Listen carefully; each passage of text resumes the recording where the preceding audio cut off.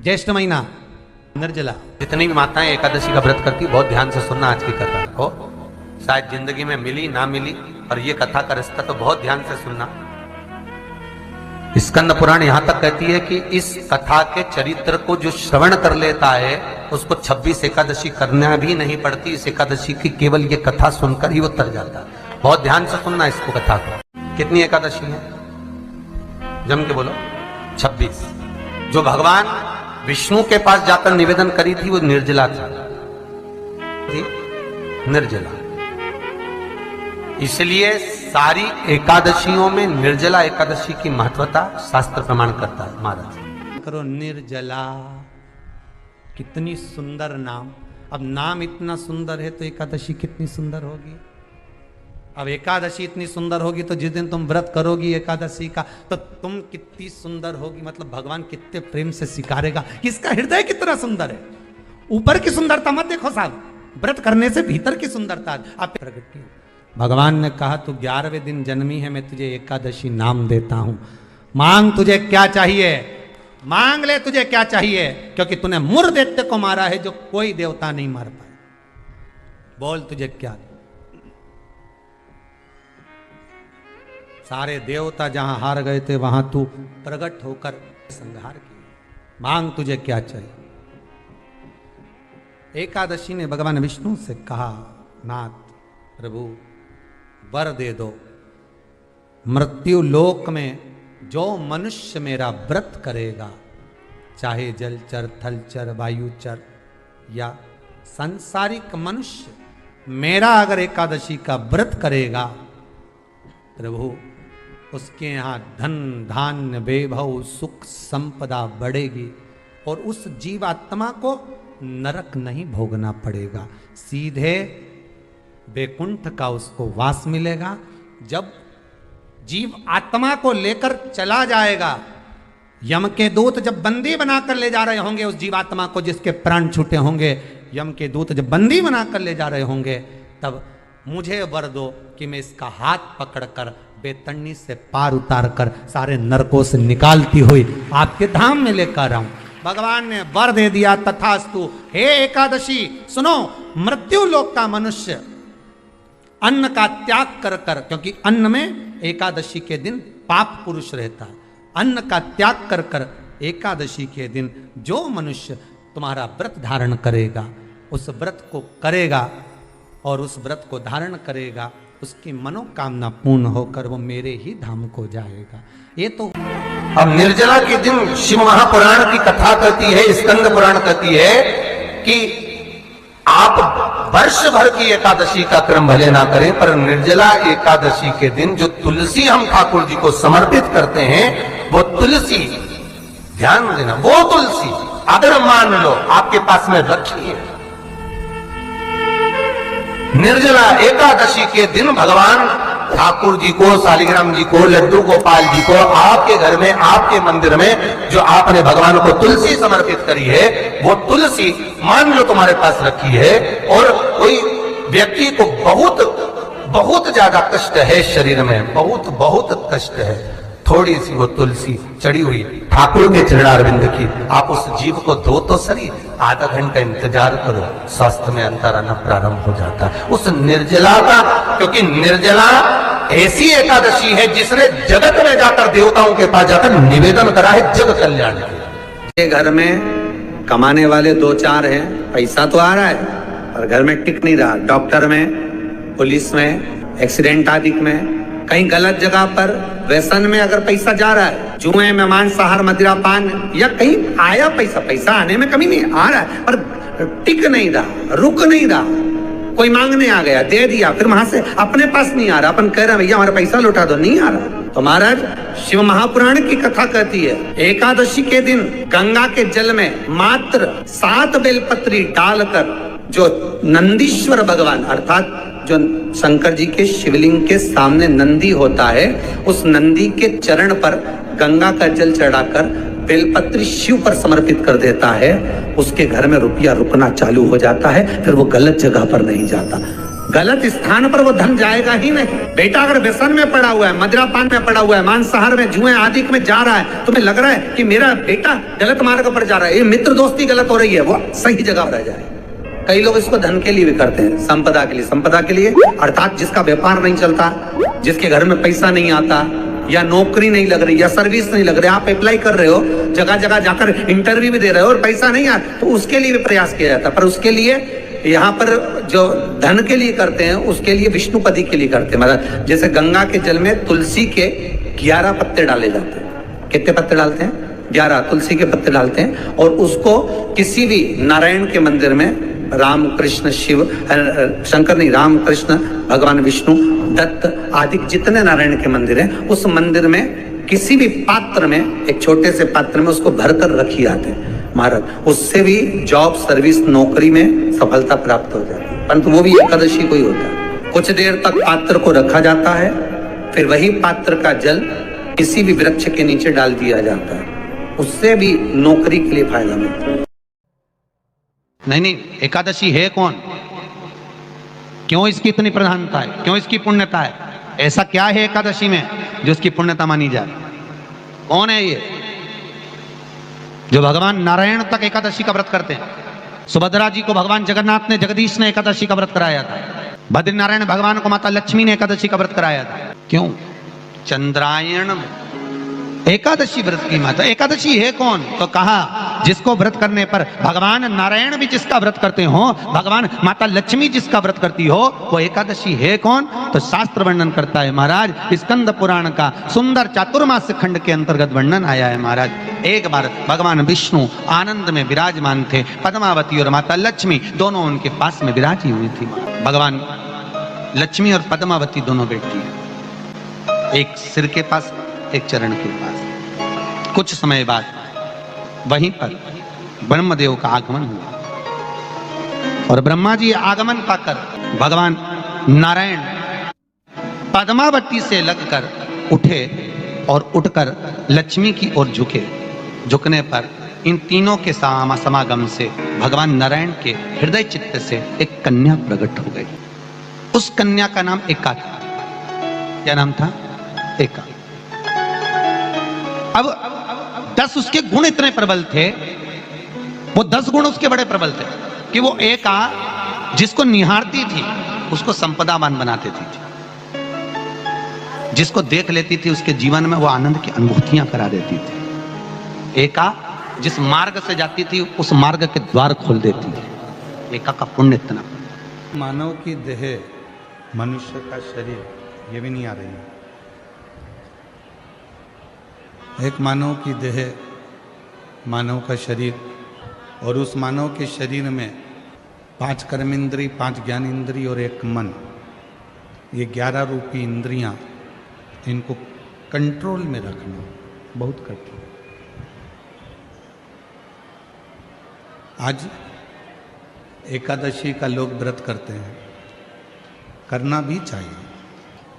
परम भगवदीय जीव एकादशी का व्रत करते हैं कि हम भोजन छोड़ देते हैं, हम ये नहीं खाएंगे, हमारी एकादशी है, हम ये नहीं खाएंगे, हमारी एकादशी है। पर शिव महापुराण की कथा कहती है कि एकादशी सफल कब होती है? जब आपकी 5 कर्मेंद्री, 5 ज्ञानेंद्री और 1 मन ये आपके कंट्रोल में हो, तो समझ लो कि एकादशी पूर्ण हो गई और एकादशी का फल आपको प्राप्त हो गया।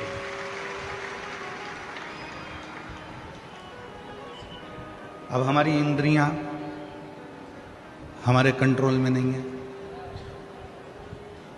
नेत्र गलत देख रहे हैं, जिह्वा गलत बोल रही है, कान गलत सुन रहे हैं, श्रवण शक्ति गलत जगह जा रही है, नेत्र गलत जगह जा रहा है, जिह्वा गलत बोल रही है।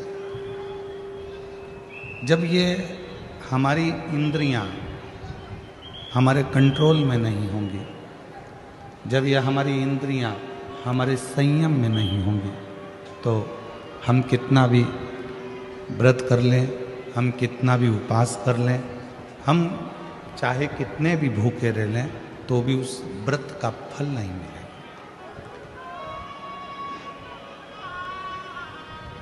व्रत का फल कब मिलता है? जब हमारी इंद्रियां हमारे काबू में हो।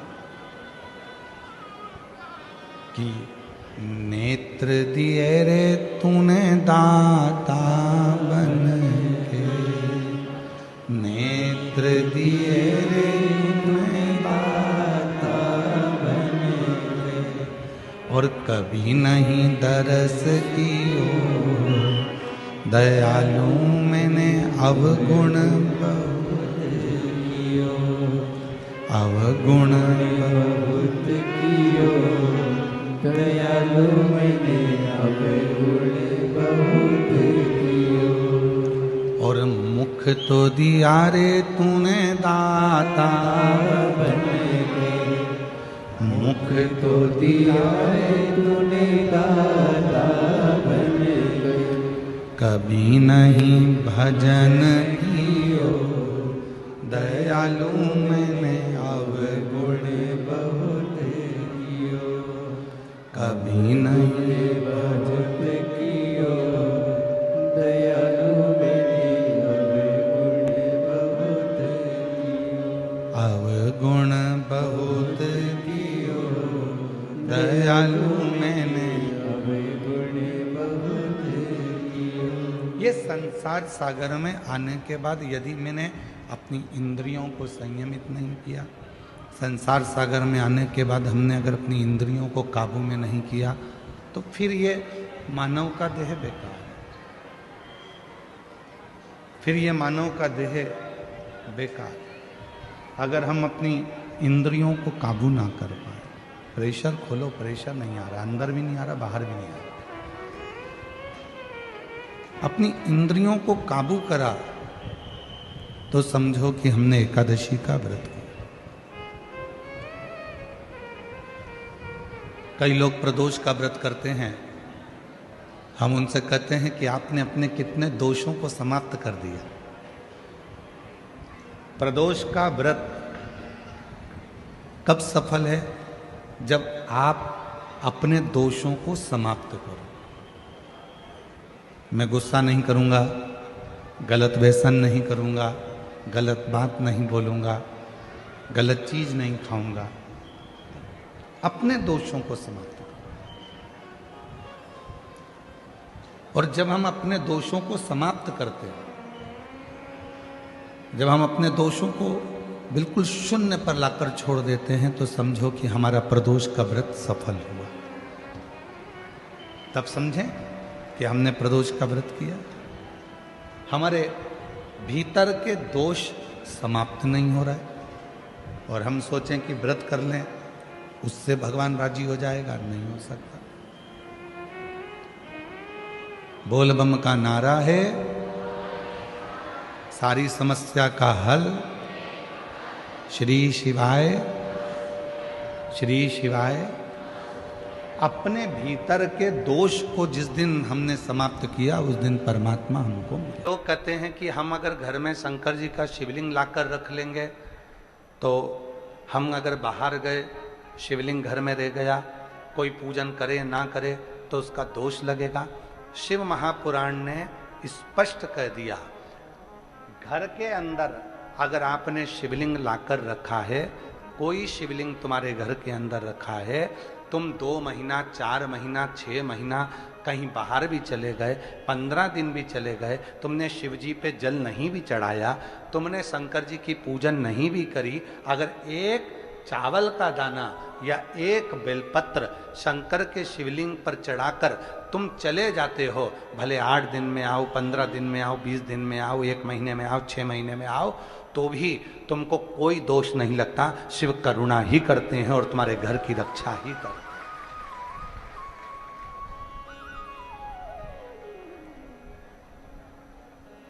शिव करुणा करते हैं, शिव रक्षा करते हैं।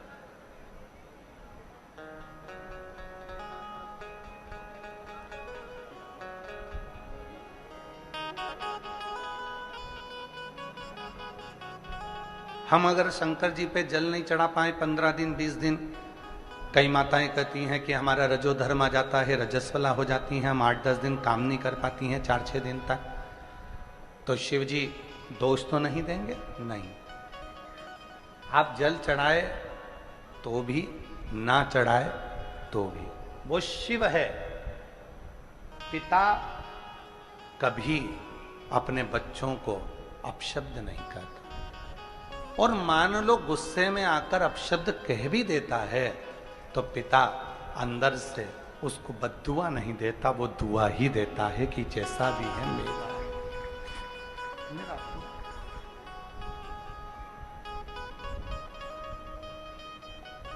और मांगा है भोलेनाथ से वरदान लेके भी, मांगा है भोलेनाथ से वरदान लेके भी, तेरी कृपा बनी रहे जब तक है जिंदगी, तेरी कृपा बनी रहे जब तक है जिंदगी, मांगा है भोलेनाथ से वरदान लेके भी, मांगा है भोलेनाथ से वरदान लेके भी, तेरी कृपा बनी रहे जब तक है जिंदगी, तेरी कृपा बनी रहे जब तक है जिंदगी, मांगा है भोलेनाथ से वरदान लेके भी, मांगा है भोलेनाथ से वरदान लेके भी। एक वर चाहिए कि उसकी कृपा, उसकी करुणा, उसकी उदारता, उसकी दया बनी रहे, उसकी।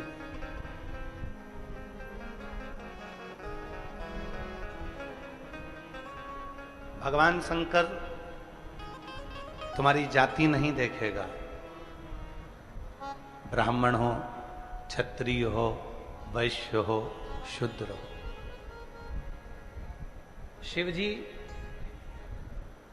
तुम्हारा वर्ण नहीं देखेगा, शिव जी तुम्हारा शरीर नहीं देखेगा, शिव जी तुम्हारा धन और वैभव भी नहीं देखेगा, शिव जी तुम्हारी पूंजी और संपदा भी नहीं देखेगा। शिव अगर कुछ देखेगा तो निर्मल मन सो मोहि पावा, और मोहि छल छिद्र कपट ना भावा। केवल तुम्हारा हृदय मन, केवल मन ही देखे, केवल मन।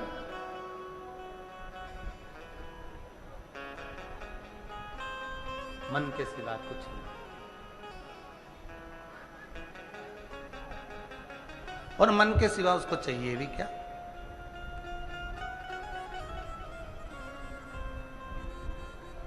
शिव महापुराण की कथा कहती है, एक लोटा जल, आवाज नहीं आई, जम के बोलो, एक लोटा जल, बोल बम का नारा है, श्री शिवाय। शिव महापुराण में ये नहीं कहा कि एक लोटा जल की जगह ये नहीं कहा कि तुमको 1 लीटर दूध चढ़ाना पड़ेगा, 5 लीटर दूध चढ़ाना पड़ेगा, 1 किलो दही चढ़ाना पड़ेगा, 25 किलो शक्कर चढ़ाना पड़ेगी, तुमको ये चढ़ाना। ना ना ना, जब तुम्हारी दुख की घड़ी आए बस दौड़ पड़ो, 1 लोटा जल भरा, शिव के मंदिर में पहुंच गए, शिवालय में पहुंच गए। शंकर का मंदिर पास में नहीं है तो अपने घर में जो शंकर जी का शिवलिंग है उस पर जल चढ़ा दिया, बस इतना करा और